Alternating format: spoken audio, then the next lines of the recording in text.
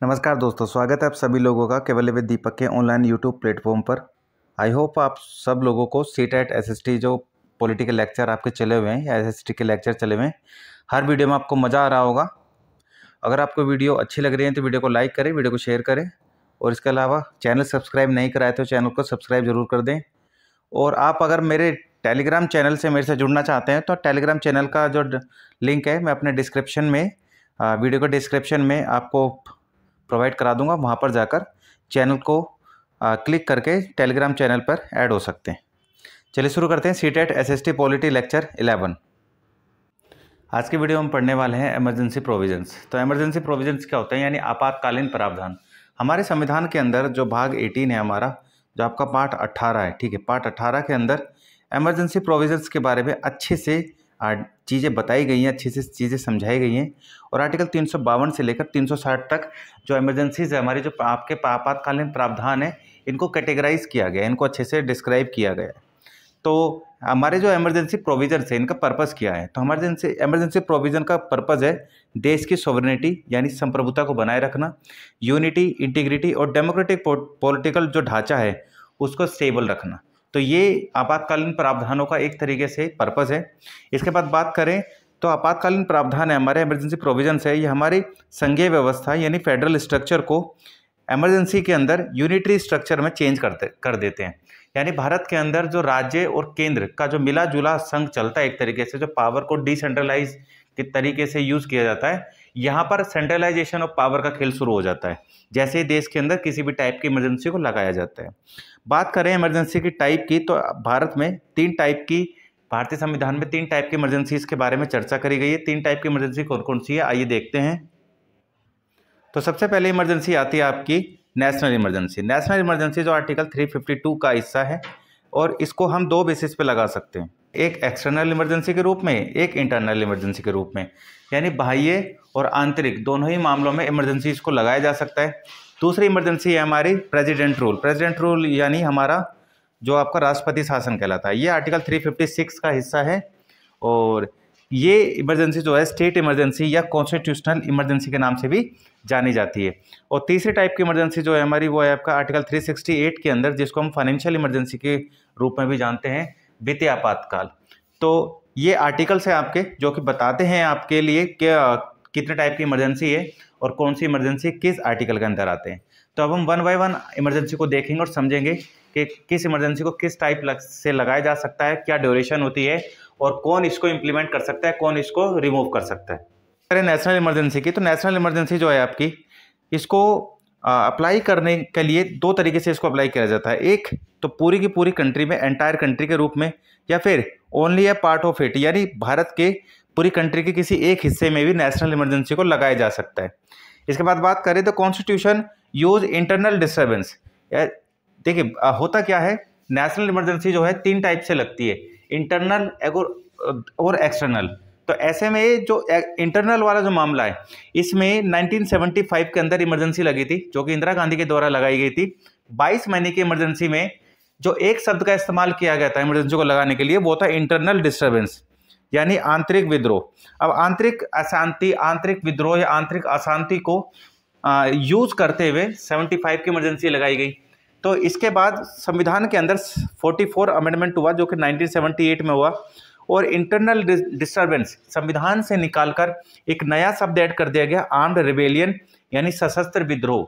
यानी अगर internal basis पे नेशनल इमरजेंसी लगानी है तो आर्म्ड रिबेलियन यानी आपका सशस्त्र विद्रोह का वर्ड का यूज कर इंटरनल बेसिस पर इमरजेंसी को लगाया जा सकता है। वही एक्सटर्नल की बात करें तो हमारी नेबर कंट्री या किसी भी कंट्री से अगर इंडिया यानी भारत की लड़ाई हो जाती है, तो ऐसे में युद्ध यानी वॉर वाली सिचुएशन उत्पन्न हो जाती है। तो ऐसी वॉर सिचुएशन में एक्सटर्नल बेसिस पर नेशनल इमरजेंसी को लगाया जाता है। बात करें parliament approval and time period, यानी पार्लियामेंट्री अप्रूवल, यानी पार्लियामेंट जो है कितने समय के लिए इसको अप्रूव कर सकती है, कैसे अप्रूव कर सकती है, इसका टाइम पीरियड कितना होता है। तो the proclamation of emergency must be approved by the both houses of parliament with in 1 month of its issue. यानी जो आपकी इमरजेंसी है, सबसे पहले मैं आपको क्लियर कर दूं, नेशनल इमरजेंसी को अगर लोकसभा स्टेबल नहीं है, स्टेबलिश उस समय लोकसभा की कार्यवाही नहीं चल रही है, तो राष्ट्रपति राज्यसभा के रास्ते नेशनल इमरजेंसी को लगा सकते हैं। पर अगर एक बार नेशनल इमरजेंसी इशू हो जाती है तो इसका कारण ये है कि 1 महीने के अंदर अंदर या फिर जब तक लोकसभा की सीटिंग स्टार्ट नहीं होती है तब तक, यानी जिस दिन लोकसभा की सीटिंग स्टार्ट होगी उस दिन से आने वाले 1 महीने के अंदर अंदर जो इमरजेंसी को लोकसभा से भी इशू कराना यानी अप्रूव कराने की ज़रूरत होगी, क्योंकि अगर लोकसभा 1 महीने के अंदर अंदर नेशनल इमरजेंसी को अप्रूव नहीं करती है तो इमरजेंसी कैंसिल हो जाएगी। तो ऐसे में दोनों हाउस से 1 महीने के अंदर इसको पास कराना जरूरी है। अगर दोनों हाउसेस से ये इमरजेंसी पास हो जाती है तो ऐसे 6-6 महीने करके इसको अनंत काल तक, यानी आपका कोई टाइम डिफाइन नहीं किया गया है इसमें, कितने भी समय तक बढ़ा सकते हैं। अच्छा, अभी पिछली स्लाइड में मैंने आपकी बात करी है, वो बातें यहाँ पे लिखी भी हुई हैं। The Lok Sabha has been dissolve और the Lok Sabha has been dissolve within a period of 1 month without the approval of proclamation. The proclamation will then continue for 30 days from the first sitting of the Lok Sabha after its reconstitution, provided it is approved by the Rajya Sabha in the meantime। यानी जो बातें मैं पिछली आपकी slide में बोली है, मैंने आपको समझाई हैं, वो ठीक सारी बातें यहाँ पर लिखी हुई हैं। नेक्स्ट क्या बोलता है कि हम जो है नेशनल इमरजेंसी को 6 मंथ करके इनडेफिनिट टाइम तक बढ़ा सकते हैं, वो बात यहाँ लिखी हुई है। If it is approved by both the houses of the parliament then the emergency will continue for 6 months and it can be extend indefinitely with the approval of parliament every 6 months। यानी कोई time define नहीं है, every 6 months अगर parliament इसको approve करती है तो indefinite time तक इसको बढ़ाया जा सकता है। बात करते हैं एंड ऑफ इमरजेंसी। तो and such A proclamation does not require parliamentary approval, यानी अगर नेशनल इमरजेंसी को रिमूव करना है, उसको ख़त्म करना है, तो उसके लिए संसद की अनुमति की यानी संसद की अप्रूवल की ज़रूरत नहीं होती है। विदाउट पार्लियामेंट्री अप्रूवल राष्ट्रपति नेशनल इमरजेंसी को रोक सकते हैं, उसको ख़त्म कर सकते हैं। Act on the tenure of Lok Sabha and state assembly. तो इट्स नॉर्मल टेन्योर, यानी अगर लोकसभा का नॉर्मल टेन्योर कितना होता है, कार्यकाल कितना होता है, 5 साल का होता है। पर अगर इमरजेंसी लगी हुई है तो इमरजेंसी के समय में लोकसभा का जो कार्यकाल है वो 6 month इंक्रीज करते हुए कितने भी समय के लिए बढ़ाया जा सकता है, ठीक है। और ऐसा 1975 की इमरजेंसी में हो भी चुका है, जब इंदिरा गांधी ने लोकसभा का कार्यकाल 5 साल से बढ़ाकर 6 साल कर दिया था, ठीक है। इसके अलावा आर्टिकल 358 नेशनल इमरजेंसी के बारे में बताता है। ये बताता है कि और आर्टिकल 359 के आपका जो आर्टिकल 19 है, आर्टिकल 19 में जितने भी आपके बातें बताई गई हैं नेशनल इमरजेंसी के दौरान सभी की सभी सस्पेंड हो जाएगी, सभी की सभी को कुछ समय के लिए स्टॉप कर दिया जाएगा, ठीक है।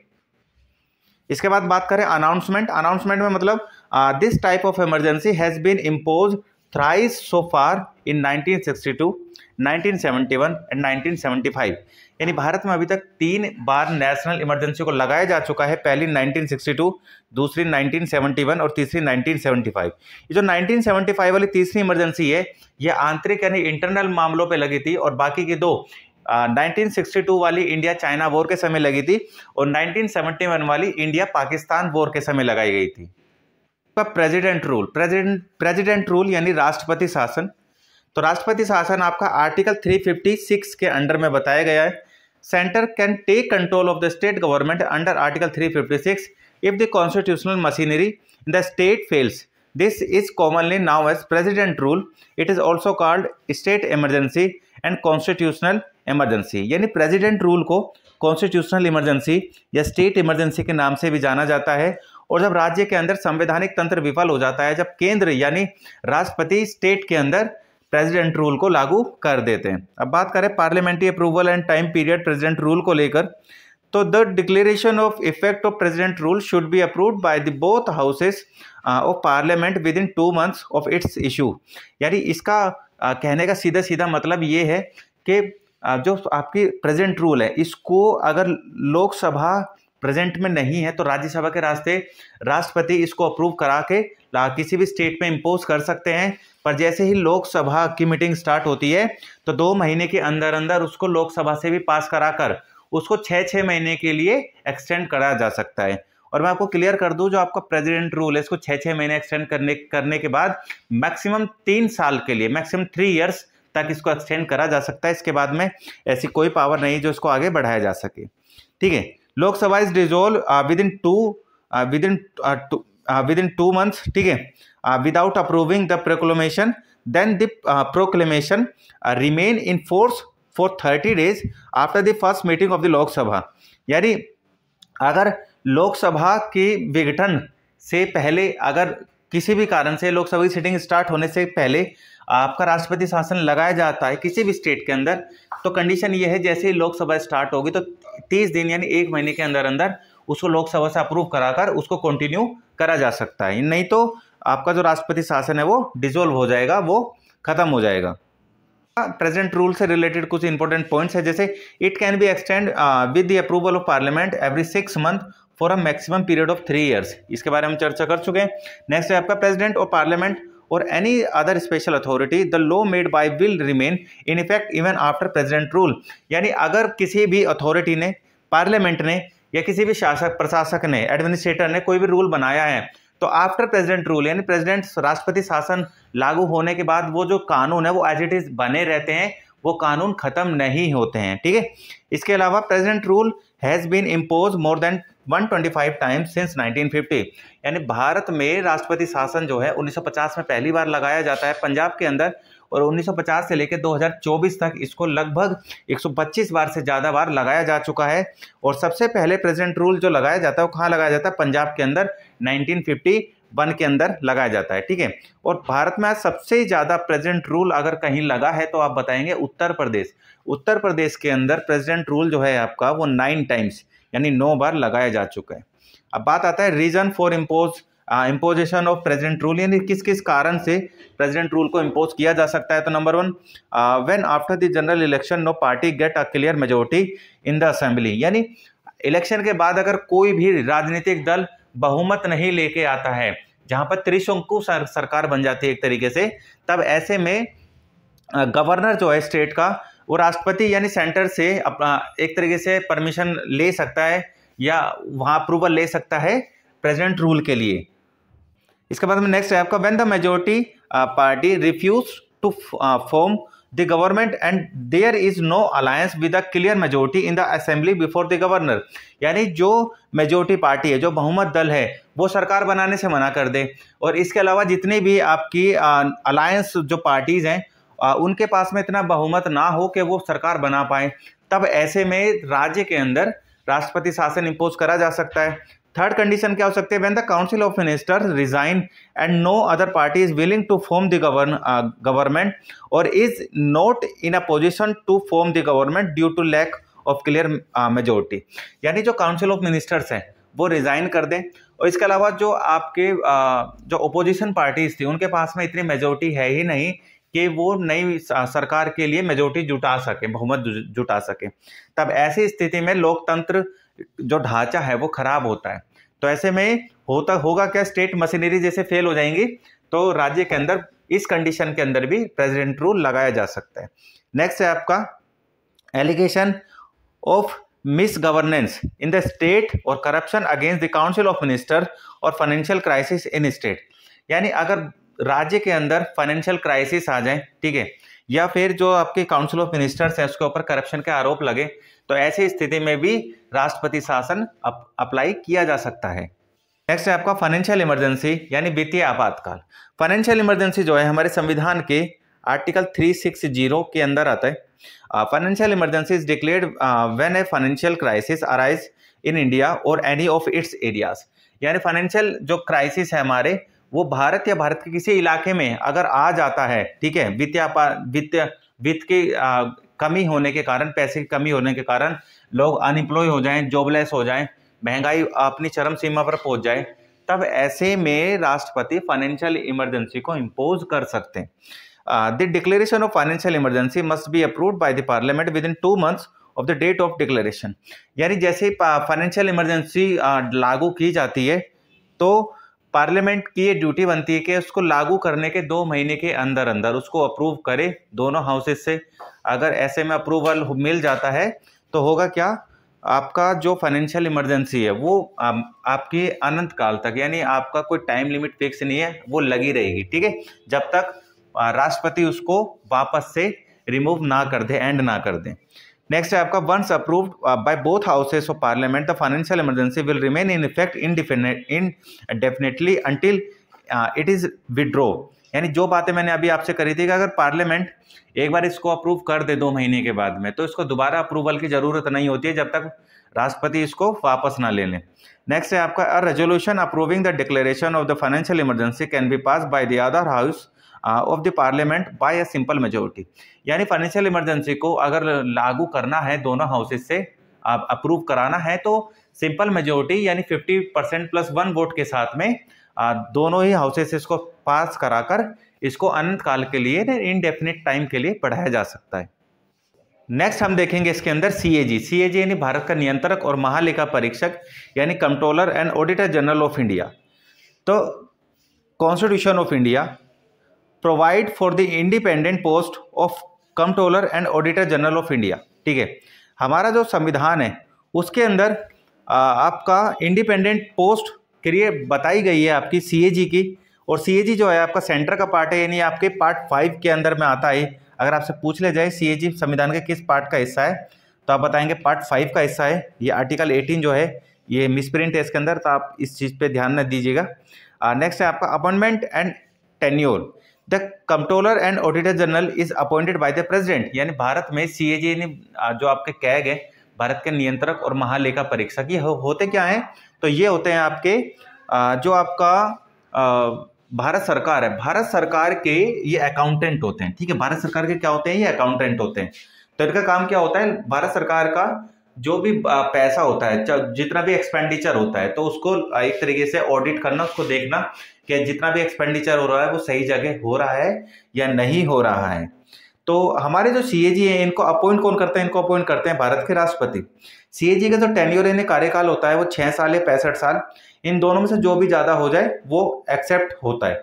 नेक्स्ट है आपका, it can be removed by the president in the same manner like a supreme court जज इज रिमूव्ड। यानी सीएजी को बिल्कुल वैसे ही हटाया जा सकता है उनको उन पोस्ट से, जिस तरीके से सुप्रीम कोर्ट के जज को उनकी पोस्ट से रिमूव करा जा सकता है। यानी सुप्रीम कोर्ट के जज को रिमूव करने के लिए जैसे जैसे प्रोसीजर फॉलो करा जाता है, सेम वैसे ही प्रोसीजर आपके सीएजी को उनकी पोस्ट से रिमूव करने के लिए फॉलो किया जाता है। क्योंकि सीएजी जो है एक कॉन्स्टिट्यूशनल बॉडी है, एक संवैधानिक निकाय है, और इनकी जो सैलरी या जितने भी फ्रीडम होती हैं वो बिल्कुल वैसे ही काम करती है ऑटोनोमसली जैसे एक जज की काम करती है। नेक्स्ट पॉइंट है आपका, its salary and other service condition are determined by the parliament. ठीक है, equally to that of the supreme court जज। यानी जो इनके सैलरी होती है, इनकी सैलरी जो होती है वो डिसाइड कौन करती है? पार्लियामेंट डिसाइड करती है। और इनकी सैलरी मिलती कहाँ से? तो आपका जो कंसोलिडेट फंड ऑफ इंडिया होता है यानी सीएफआई होता है। सीएफआई जो है हमारे संविधान के आर्टिकल 266 यानी 266 में बताया गया है। तो इनकी सैलरी सीएफआई से मिलती है, पार्लियामेंट इनकी सैलरी को डिसाइड करती है।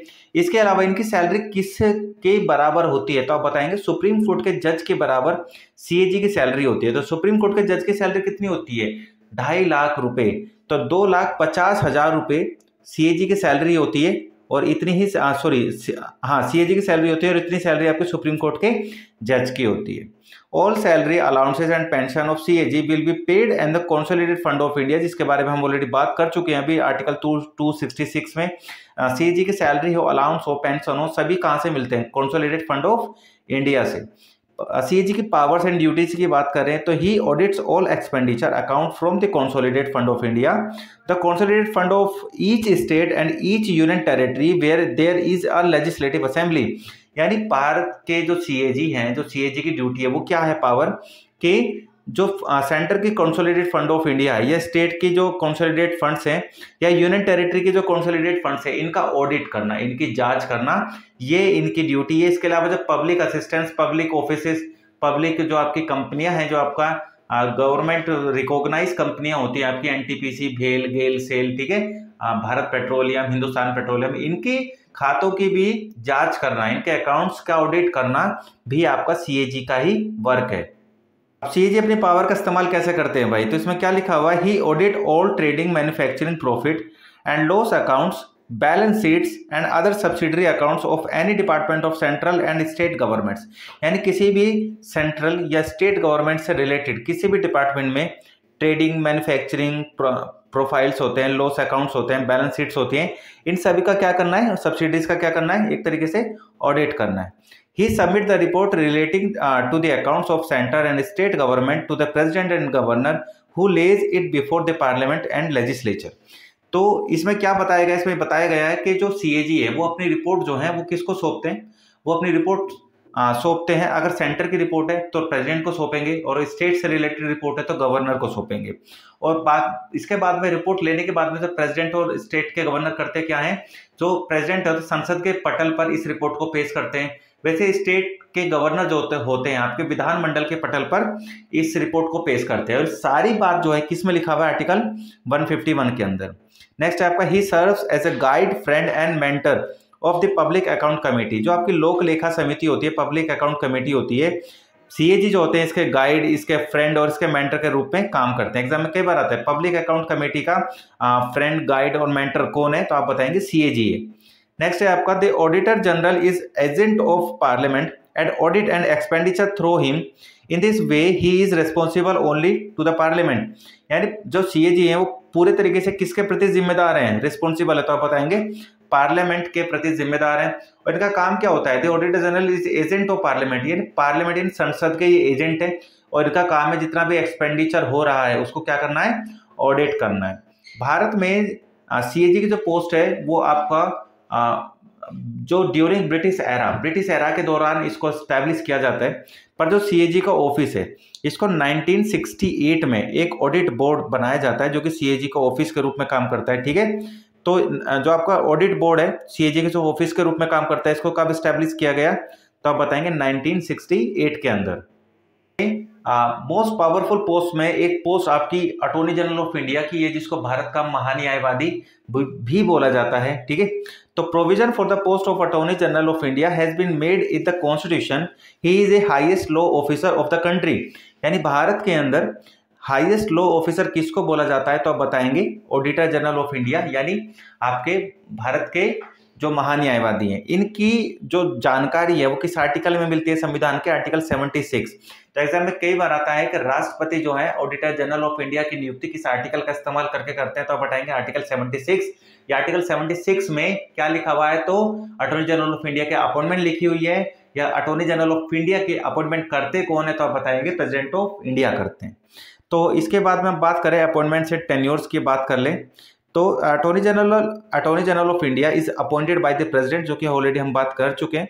नेक्स्ट है it is necessary for him to have those qualification which are required for the appointment of a जज ऑफ अ सुप्रीम कोर्ट। यानी अगर किसी पर्सन को भारत में attorney general of India appoint करना है तो उसके पास में as it is same qualification होनी चाहिए जो क्वालिफिकेशन सुप्रीम कोर्ट के जज के पास होती है। ठीक है, तो सुप्रीम कोर्ट के जज के पास में से कौन सी क्वालिफिकेशन होती है, तो he is a required to be citizen of India, सबसे पहले तो भारत के नागरिक होने चाहिए। Have 5 years experience of working as a जज, यानी उनके पास में जज होने का 5 साल का एक्सपीरियंस होना चाहिए ऑफ अ हाई कोर्ट, किसी भी हाई कोर्ट के अंदर। और have a 10 year experience of practising law in a high court, यानी या फिर 10 साल का एक्सपीरियंस होना चाहिए उनके पास में एज ए लॉयर। ठीक है, किसी भी हाई कोर्ट के अंदर। या in the opinion of the president have experience in judicial matters, या फिर प्रेसिडेंट की नजरों में वो इंसान जो आपके जुडिशियल मैटर से उनकी जानकारी, अच्छी खासी जानकारी रखता हो, और कम से कम भी उसको 10 साल या उससे ज्यादा का एक्सपीरियंस हो, तब जाके भारत के प्रेसिडेंट ऐसे किसी भी पर्सन को attorney general of India appoint कर सकते हैं। आपका इसके अंदर the salary of attorney general is not fix the constitution, he get remunerative fix by the president. यानी भारत के संविधान के अंदर जो अटॉर्नी जनरल ऑफ इंडिया है, जो आपकी एक कॉन्स्टिट्यूशनल बॉडी का हिस्सा है, जो आपका संवैधानिक निकाय का एक पार्ट है, वो उनकी सैलरी संविधान के अंदर फिक्स नहीं करी गई है। ये प्रेसिडेंट के ऊपर छोड़ दिया गया है कि प्रेसिडेंट जो सैलरी है अटॉर्नी जनरल ऑफ इंडिया की वो कितनी रखेंगे। बात करें फंक्शन एंड पावर्स की, तो to advise the government of India on such legal matters as may be assigned to it by the president, यानी जितने भी लीगल मैटर्स होते हैं उन पर गवर्नमेंट ऑफ इंडिया को एडवाइस देना, ये सारा काम किसका होगा, और राष्ट्रपति को लीगल मैटर्स पर सलाह देना, ये सारा काम अटॉर्नी जनरल ऑफ इंडिया का होगा। नेक्स्ट है appearing on behalf of the government of India in the supreme court on matters relating to government of India. यानी सुप्रीम कोर्ट में अगर गवर्नमेंट ऑफ इंडिया की ओर से कोई भी person as a lawyer present होता है, अपीयरिंग होता है, तो उसका नाम क्या होगा, attorney general of India. Next है आपका representation of the government of India, यानी गवर्नमेंट ऑफ इंडिया का रिप्रेजेंटेशन करते हैं लीगल मैटर्स में इन द सुप्रीम कोर्ट के अंदर bye the president under the article 143 of constitution. या और इसके अलावा आर्टिकल 143 का इस्तेमाल कर भारत के राष्ट्रपति को ये लीगल मैटर्स पर, किसी भी लीगल मैटर्स पर एडवाइस दे सकते हैं, ठीक है। इसके अलावा नेक्स्ट है आपका right to be heard in the high court in any case related to the government. यानी किसी भी राज्य के किसी भी हाई कोर्ट में अगर गवर्नमेंट ऑफ इंडिया से रिलेटेड कोई भी इशू है, कोई मामला है, तो भारत सरकार की ओर से कौन प्रेजेंट होगा, attorney general of India present हो सकते हैं। The allowance and privileges like a member of parliament, यानी इनके जो अलाउंस या जो प्रिविलेजेस यानी विशेष अधिकार होंगे वो किसके बराबर होंगे, जो पार्लियामेंट के मेंबर होते हैं बिल्कुल उनके बराबर इनका अधिकार और प्रिविलेजेस होंगे। नेक्स्ट है without the permission of the government of India he can not defend a person in any criminal cases. यानी अगर ये अटॉर्नी जनरल ऑफ इंडिया हैं तो गवर्नमेंट ऑफ इंडिया के बिना परमिशन के किसी भी पर्सन को वो डिफेंड नहीं कर सकते हैं किसी भी क्रिमिनल केसेस में, सिविल केसेस में कर सकते हैं। नेक्स्ट है the attorney general is not a full time lawyer, यानी अटॉर्नी जनरल ऑफ इंडिया एक फुल टाइम लॉयर नहीं होते हैं, ठीक है, फॉर द गवर्नमेंट यानी गवर्नमेंट के। He does not fall in the category of a government employ. आप कह सकते हैं कि इनकी जो पोस्ट है वो गवर्नमेंट एम्प्लॉय की तरह भी नहीं होती है। Hence, he cannot be stopped from taking private legal proceeding। यही कारण है कि जब ये अटॉर्नी जनरल ऑफ इंडिया नहीं रहेंगे तो अपनी जो आपकी प्राइवेट लीगल प्रोसीडिंग है उसको ये बहुत आराम से आसानी से कर सकते हैं। इस चीज को लेकर इनको स्वतंत्रता दी गई है। तो ये है आपके अटॉर्नी जनरल ऑफ इंडिया, यानी आपका भारत के महान्यायवादी। वर्तमान में अगर भारत के महान्यायवादी की बात करें तो आर वेंकट रमनी जो हैं आपके वर्तमान महान्यायवादी हैं भारत सरकार के, ठीक है। एक ऐसी ही पोस्ट आपकी स्टेट के रूप में चलती है जिसको एडवोकेट जनरल ऑफ स्टेट बोला जाता है। वो स्टेट में काम करते हैं, attorney general of India Bharat में काम करते हैं, भारत सरकार के रूप में। तो ये आपके कुछ पॉइंट्स, कुछ इंपॉर्टेंट टॉपिक्स मैंने इस वीडियो में कवर कराने की कोशिश करें। अगर आपको वीडियो अच्छी लगती है तो वीडियो को लाइक कर सकते हैं, वीडियो शेयर कर सकते हैं, और चैनल सब्सक्राइब नहीं कराया है तो वीडियो देख रहे हैं तो भाई सबसे पहले सब्सक्राइब का बटन दबाओ, उसके बाद वीडियो को आगे बढ़ाओ। धन्यवाद।